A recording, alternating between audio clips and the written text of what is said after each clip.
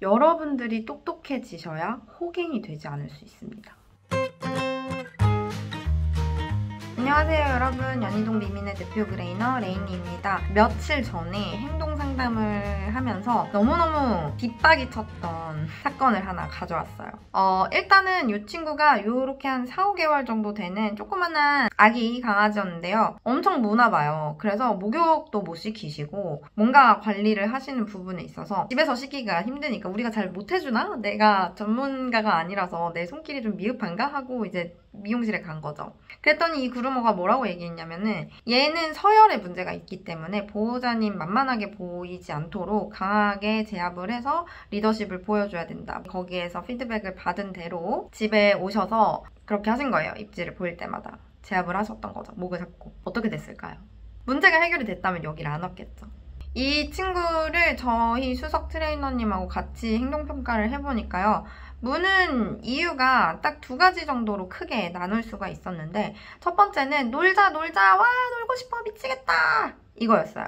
2번째는 내 몸에 손대지 마, 하지 마, 무서워, 싫어 이거였어요. 그러니까 이 2가지 상황에서 반려견이 입질을 보이는 문제 행동이 있었는데, 일단은 이 친구 욕구가 물고 싶고 씹고 싶고 이런 욕구들이요 충분히 좀 풀리지 못한 상태로 쌓여 있었어요. 그러니까 욕구가 이만큼 불충분한 상태였던 거죠. 그리고 사람이랑 커뮤니케이션 할 때 어떤 게 바람직한 행동인지 아무도 얘한테 가르쳐준 적이 없어요.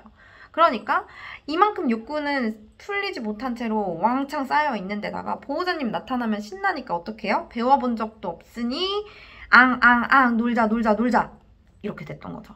근데 보호자님은 서열이라는 이야기를 듣고 강한 리더십 이야기를 듣고 목을 제압해야 된다 이야기를 듣고 놀자고 하는 반려견의 목을 잡은 거예요. 마음 너무 아프죠? 그루밍이나 핸들링 상황에서 보여지는 공격성은 자신의 몸을 만지는 일을 반려견 스스로 이거 괜찮은 거야가 아니라 너무 싫고 너무 무서워 라고 느끼고 있기 때문이었으니까 내 몸을 지키기 위한 방어적인 공격성이었던 거죠. 그런데 나 너무 무서워요 진짜 제발 하지 말아주세요 라고 하는 사람한테 우리 더욱더 강하게 몸을 만지고 구속하고 했던 거예요. 어때요? 문제 해결될까요? 이런 솔루션을 받고 실행을 하면서 공격성이 빈번하게 계속 촉발되고 아야 손 떨어지고 놓치고 이런 경험을 너무나 많이 했던 거예요. 그러니까 이미 학습도 많이 했어요. 내가 불편한 상황이 오면은 일단은 무는 걸로 해결을 해야지 라는 게 이미 너무 학습이 많이 되어버린 거예요. 그래서 보호자님한테는요 이런 솔루션을 드렸는데요. 일단 첫 번째 건강검진 싹 해오시라고 했어요. 강아지들한테 뭔가가 문제 행동이 생겼으면요 여러분 반드시 건강검진을 정밀검진을 다 하셔야 됩니다. 의료적인 문제 때문에 공격성이라든지 아니면 기타 다른 문제 행동을 보이는 건 아닌지 반드시 이 검진을 꼭 받으셔야 돼요. 몸이 아파서 생기는 문제 행동을 교육으로만 수정을 하려고 하면 성과가 안 날 수밖에 없잖아요. 그래야 우리가 교육으로 해결을 할 건지 아니면 의료적인 걸로 해결을 할 건지 결정을 할 수가 있겠죠.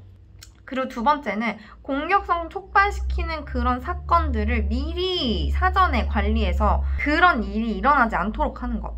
안아드는 이 순간마다 공격성이 지금 나오는 상황이었기 때문에 안아들지 않고 아이를 다른 데로 이동을 해야 되는 순간에 케이지를 활용을 한다든지 아니면 슬링백 안으로 자기가 스스로 들어가게 한다든지 이런 대체 행동들을 통해서 공격성 촉발되는 사건들 사전에 예방을 하는 것. 이것도 안내를 드렸고요. 그리고 사람들이 만져주는 거, 그루밍과 관련한 다양한 도구의 소리라든지 몸으로 접근하는 이 시각적인 이런 자극들, 몸에 닿는 이 촉감 이런 것들에 대해서 둔감화 교육을 해서 아이의 감정 상태를 바꿔주는 이런 교육 또한 필요했습니다. 강아지가 이렇게 물고 싶어, 씹고 싶어 하는 욕구가 가득가득 차있지 않도록 욕구를 충분히 해소해줄 수 있는 다른 놀이 활동이라든지 껌이라든지 이런 것들 제공해주는 것 이런 것도 필요했고요. 그리고 아이가 흥분이 한번 쭉 올라가면은 잘 내려오지 않았어요. 일단은 강아지 스스로 침착한 행동 했을 때 칭찬을 해줌으로써 흥분을 해서 이런 상태가 아니라 이렇게 엎드려 있거나 앉아있을 때 훨씬 더 좋은 일이 많이 일어나네. 일상생활에서 보호자님하고 커뮤니케이션 하는 동안 배워야 되는 거예요.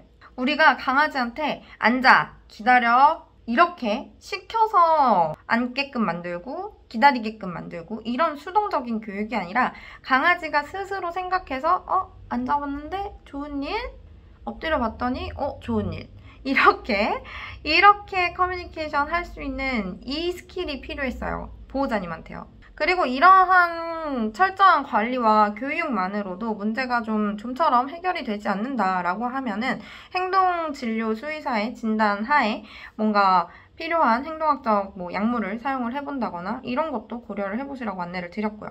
어쨌든 저희랑 함께 2시간 정도 이 행동평가하고 상담하고 아이 보다 보니까 흥분하는 게 아니라 차분하게 엎드리고 앉고 스스로 생각해서 뭔가를 건드려 볼 수도 있었어요. 그리고 만져지는 거 싫어요 라는 사인들, 아주 미묘한 사인들도 저희가 캐치를 해서 그렇게 커뮤니케이션을 해주니까 전혀 입질하거나 공격성 보이지 않았습니다. 옛날에 저희 시동생이요, 배가 너무 아파가지고 끙끙끙끙 앓다가 병원을 갔는데 맹장염이었어요. 그래서 수술을 하고 이제 복통이 사라졌거든요. 그리고 저 같은 경우는 거의 한 달에 한 번씩 응급실을 꼭 갔었어요. 이 잘못된 식습관 그리고 호르몬 문제 이런 것들 때문에 제가 위가 안 좋아요. 그래서 복통이 계속 있는 거죠.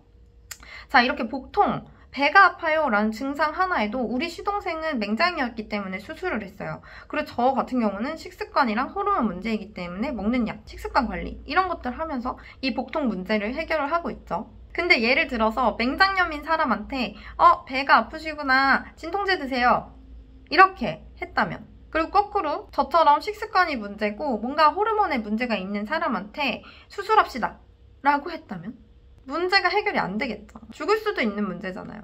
또는 불필요한 수술을 해야 되는 상황도 오고, 사람도 이렇게 배 아파요 한 가지 증상의 원인이 되게 다양하고 그 치료법이 원인에 따라 다 달라지듯이 반려견들의 문제 행동에도요, 그 행동 한 가지에도 되게 다양한 원인이 숨어 있을 수 있어요. 이 특히 공격성은 건강상의 문제가 있을 수도 있고, 그리고 이 기저에 깔려있는 감정이 두려움이냐, 좌절감이냐, 나의 자원을 지키고자 하는 소유욕 때문인 건지, 또는 유전적으로 아이가 스트레스에 취약한 기질을 타고났다든지, 또는 학습이나 경험을 통해서 아이가 공격성을 배웠다든지, 이렇게 다양한 원인이 있는데 이것을 서열이 문제다라고 딱 한 가지 원인으로 귀결시켜버리고 끝낸다면 어떻게 될까요? 문제가 해결이 될까요? 아마 원인을 찾지 못해서 문제가 해결이 안 되거나 아니면 더 악화되는 이런 상황이 되겠죠?